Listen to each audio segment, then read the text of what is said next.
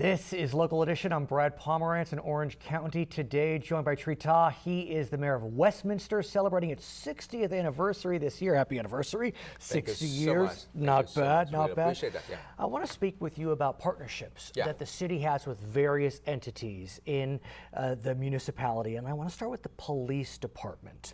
I know you have a new police chief, and I know that you're setting up town hall meetings, and so I want to get a sense as to what's happening in terms of those partnerships between the city and the police.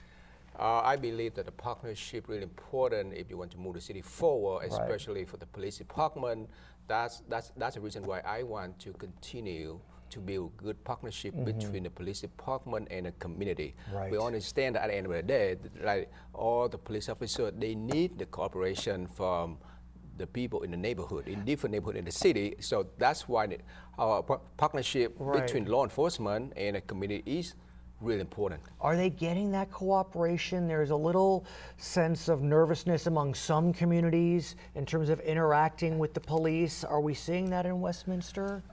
I think the people in Westminster, they really want to engage in all the partnership between the police department usually organizing the town hall meeting to get an update about what is going on in the different neighborhood, and also the police department have many good events in the city, so ask people in the city to participate. So I think that's really important. I think that the community need to continue to engage in that process. I want to talk about crime. Yes. So each city's experiencing its own crime trends. But what we see overall in California, it's very interesting.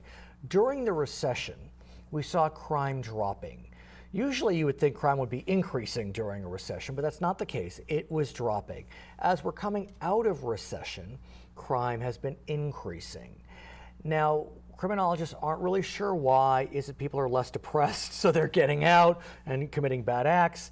Is it that we've had these criminal justice reform measures? Prop 47, which reclassifies certain felonies to misdemeanors. Is it AB 109, which is trying to decrease the prison population? What's your sense as it relates to Westminster? As you mentioned, Prop 47 and AB 109 is really have a negative impact, not even the city of Westminster, but the entire 400 city in the state of California. We all understand that the Proposition 47 that really have a really negative impact. It was passed in 2014, and after that we experienced many incidents happen in our city and in different neighborhoods. So what we've seen, I understand, is these low-level crimes are increasing. Not so much the high-level crimes, but what's happening is these low-level offenders, they're getting tickets for their low-level offenses because they're misdemeanors. They're not even being brought in, and a lot of them may have drug habits, and so they're engaging in criminal acts. Even if they're low-level, they're still impactful, and so that spooked some folks. Now, California continues to pass these criminal justice reform measures. Prop 47 passed, recently Prop 57 passed. That was a parole measure.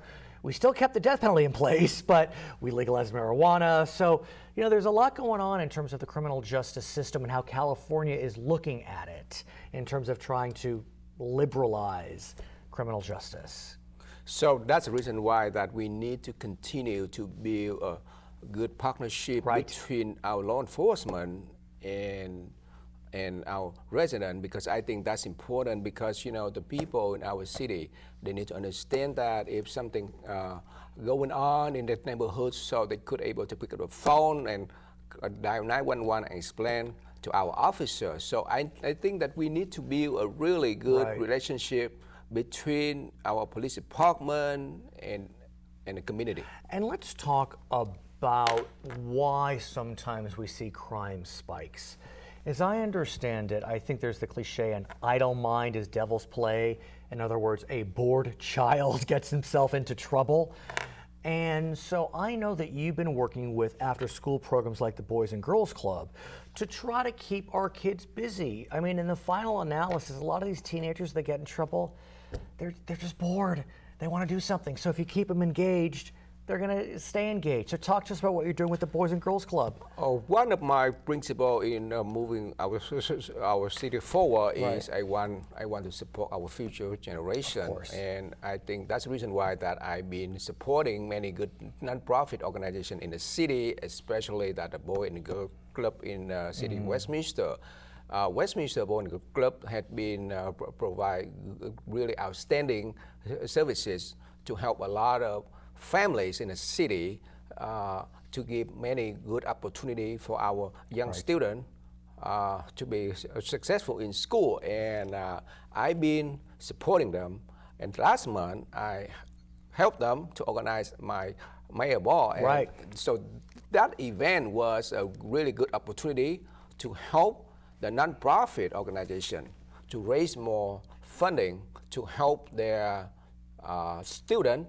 So I think that's the really good partnership between myself, the city, and nonprofit organization, because I truly that if we provide the good opportunity for the non-profit organization, so they could able to provide more good services. So that I think that's the win-win for everyone at the end.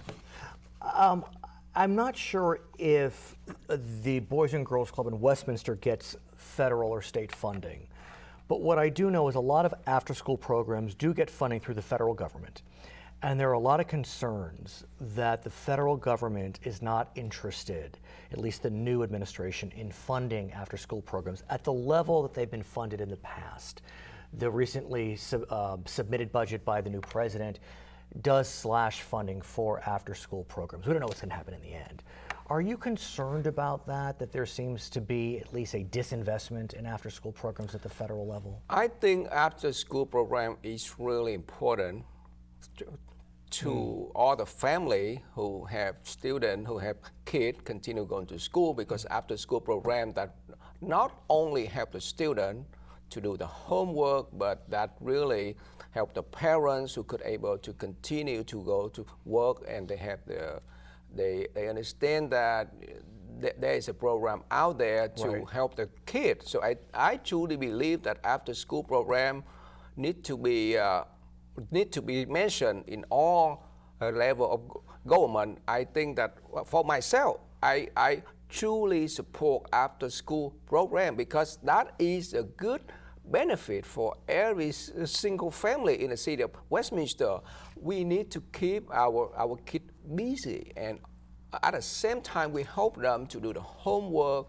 We help them, we create more opportunity for them, and after school program has been a really good resources for many good. Are you letting your partners at the state level, at the federal level, know that at least in Westminster, we support after-school programs, and we would appreciate support from Washington, from Sacramento, from Santa Ana? I love to do that, and I've been echo my support to many nonprofit organizations to different level of government, and I will continue to do that, because I think in order to move the city forward, we need to work with a nonprofit organization, we need to work with the people in the city, we need to work with different local agencies. His name is Tri Ta. He is the mayor of the beautiful city of Westminster, 60 years old this year. I'm Brad Pomerance in Orange County, local edition.